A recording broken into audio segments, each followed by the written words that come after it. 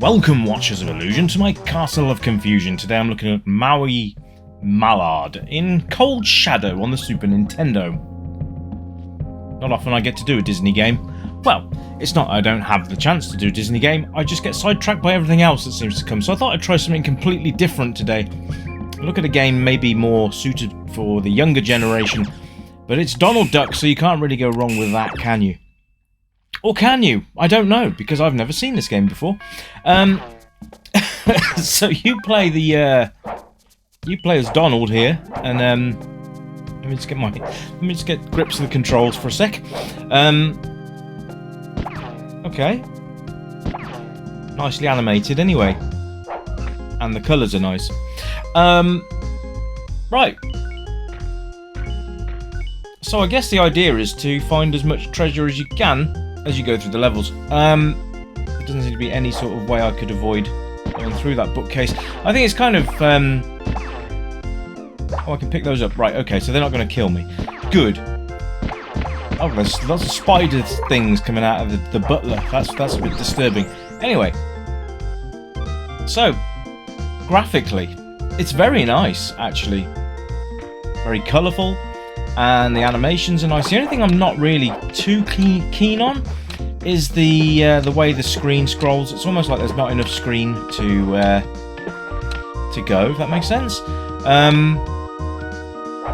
that up there? Can I get that? I can't. Oh, that's how you get that. Right. Just... Oh, so it's one of those games where you've got to find hidden stuff then. Bonuses and whatnot. Anyway, you can see the UI. Let's have a look at the top left. You've got your lives. Underneath that, I believe, is your health. So you can take multiple hits. There you go. I've just taken a hit and that's disappeared. So yeah. So I guess once that's gone, you lose a life. I can't seem to get up there to get those. That's frustrating. Never mind. Abandon that and carry on. But it's very, very nice. It is very cartoony. The graphics are certainly on point, and the animations are very nicely done as well. Actually, very, very nice indeed. But is it Castle of Illusion good? I don't think so. Oh god, that was collision detection, folks. Collision detection on the ramps. Yeah, you've got to hit them dead center, or else you fall through them. That's not brilliant. But I don't know. Am I nitpicking? Am I? For me, I'm not nitpicking because you know sometimes you need these pixel perfect jumps to do one, as in disappear, because otherwise they can get very frustrating like this. I'm probably not going to spend too much of my time trying to get up here, especially if I fall off more than once or twice. It just seems quite difficult because you can overjump it really, really easily.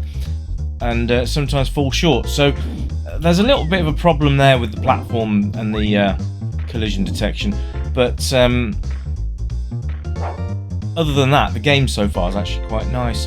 The top right corner, sorry, that seems to be some sort of ammunition count, maybe? I don't know. We'll figure that out as we go. But yeah, you can see there that I'm literally on the platform. I have to be dead centered on it to be able to actually sort of stick to it. Which is a bit of a shame, really, because that's annoying as hell. But there you go. So, it's just so easy to fall down stuff. That is really, it's really unfortunate. That is because that's going to dock it some points. It just seems like they didn't care about what Donald could do. Here we go again. So. Yeah, you've got to hit them dead center. That just shouldn't be a thing. It should be, you know, I don't know, I'm not talking that your toes should touch the platform and that's it, or your little webbed feet. But, you know, a little bit more than dead center would have been nice. But hey, I digress. The actual presentation of the game is very, very nice. Very pretty. The colours are great. The actual character of Donald is fantastic. And all the I nearly said ammunition then. Animation. There you go. Easy for me to say today, isn't it? It's all spot on. I actually quite like it. The thing for me, I think, is the constant as he turns round, and it's kind of just shoots the screen forwards and backwards. But I could be nitpicking there, but I don't think I am. Does that bother anyone else? But all in all, it's actually quite a nice experience. It's quite a nice game. It's laid out well. And this actually started life on the Mega Drive, I believe. I think the SNES version came later. In fact, I think the SNES version came a year later than the Mega Drive version. Particularly in the European community. We got it in 1996. I do believe it was on the Mega Drive at 1995. So, yes. It's interesting, I find, when conversions for the same game are so well spaced out. So unless the Mega Drive had like an exclusive deal or something for the first year, I don't know. But you know, the SNES Nintendo owners, we got there eventually. But yeah, it's good. It's good fun, and I think that, you know, little ones would like this game because it's just colourful, it's fun, it's like playing a cartoon pretty much.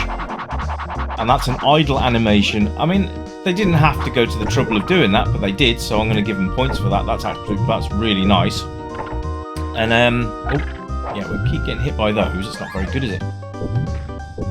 Again, with the touchy platform bit, it's, you know, it's a bit extreme. So we've it's got a sort of a puzzle aspect to the game as well, where you've got to move platforms around to be able to reach different places and stuff like that. Now, there is no going back, by the way, so make sure you pick up everything on the level that you need, because you just won't be able to go back and pick up anything that you've missed. Whether that's by design, I don't know, but oh well, never mind. So, controls are not bad, actually. So you got left and right, you've got up and down, so you can aim up, and you can do aim diagonally up as well to aim your gun,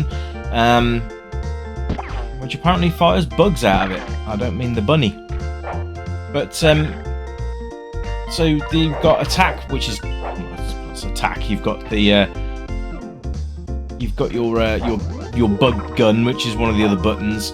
And that's about it for this guy. Now, there is another level where you become a samurai duck. Don't ask, because I don't know.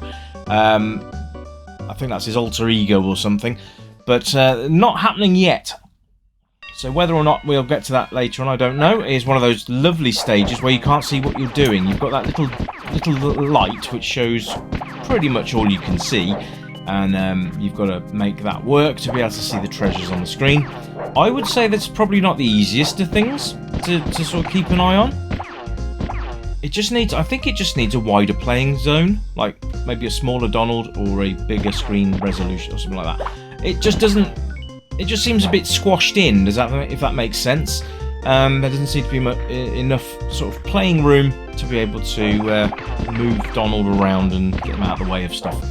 But there you go, that's my humble opinion. But sound and music's very good. We've got a nice jolly tune going all the way through. So far it's been the same tune throughout all of the levels so far. Whether or not we're going to get different music in different levels later, I don't know. Let's see if we can get a few levels in and we can be able to sort of put that to the test anyway. Whatever I don't get through on the review side, I will put as bonus footage for you guys to have a look at without me talking over the top, so you can check that out for yourselves. So playability as well, very, very good, I would say. I'm not sure it stands up in today's demographic, but at the end of the day, you know, this was 1996, so can't really complain too much. It was a pretty good game, all in all. Just those few niggles has been letting it down a little bit, and that's a shame. But I suppose you've got to have when you've got a Disney license, you've got to pay its dues. I mean, it's no Lion King or Aladdin, is it? But you know, they've done a decent job with it. Apparently, there was supposed to be a sequel to this, but it never saw the light of day, unfortunately. Now, the other thing I like about the sound is that when you get hit, you hear Donald doing his trademark sort of shaking his head noise. You'll just listen to it, you'll know what I mean. I'm not even going to attempt an impression because that would just be horrible. So the playability's there. The replay value, I don't know. I really don't. I don't know if this is a game that I would personally want to pick up and play again. I mean, if you're a completionist, you're going to want to. If you really enjoy the game, then you're going to want to, obviously. But this isn't a game that I particularly would come back and do. It's enjoyable. Don't get me wrong. I'm not disliking it, but it's just not one I don't think. I mean, like Castle of Confusion. What a great game that was, and Castle of Illusion, not Castle of Confusion. Castle of Confusion's mine. So there. But yeah, the Mickey Mouse games somehow had a little bit of an edge to this. I don't know why, but they just seemed a bit more polished. But there you go. I will check out the Mega Drive version though, because I'll be interested to see how much the Super Nintendo actually was just converted. Was it a straight conversion? Did they change anything? That kind of thing. It'll be interesting to see, I think. So we'll go from that. But all in all, it's a pretty good experience, and I think, you know, age groups, again, you're going to be looking, any age group can have a go. The little ones are going to be interested because of the cartoon graphics. I would say that it might be a bit frustrating for the younger players, but, you know, you've got a decent sized health pool, so you can, you know, they can go and have a good go before they lose any lives. Yeah, it's worth a try. And if you're a Disney fan anyway, then you're going to lap this up, because it is actually a pretty darn good game. It's just let down by a few little nuances, and that is a great shame. So yeah, Donald. I mean, Donald has some games on the PS1 as well, and it's unusual to have Donald as a main character, because I guess he's more of a sidekick character. But it's good that they sort of stepped him out of the limelight, gave him his own games. That's quite cool. I think was no Darkwing Duck. That was Daffy Duck, wasn't it? But I think if you like Disney in general, I think you'll enjoy this game. So I would encourage you to go out and try and find a ROM of this, just to go out and play it, and so you can actually see it. Did anyone actually play this in the day? Did you own this game? Did you enjoy this game? Complete it? All the above questions in the comments below, please. But yeah. It's an interesting one, because it's a game that kind of hits on so many levels but misses on so many others, and that is a great shame. But it doesn't make it an awful game, so we're going to put this in the middle of the road, around 7 out of 10, and I hope that's an agreeable score. It is, of course, my humble opinion, but if you have any other opinions on the game, let me know in the comments below. I always like to chat to you guys anyway, so pop in and say hi, and it's always a pleasure to get some retro enthusiasts in the chat, so I will get back to you all very soon. But until next time, my friends, this is about it for this review. I'll leave it, I'll chuck in some extra gameplay for you, because I'm going to just continue playing it, but I'm now going to switch my mic off so that you don't hear me talking or cussing or anything else like that I might do in the next few minutes. Anyway, guys, I hope you've enjoyed the review. Thanks very much for tuning in, and as always, you know, I appreciate you all. Thank you very much, and keep it retro, and I'll be back very soon with something else for you to look at. Until then, my friends, holy cow, that's a boss. I will see you soon. Until next time, my friends, it's bye for now. Bye-bye.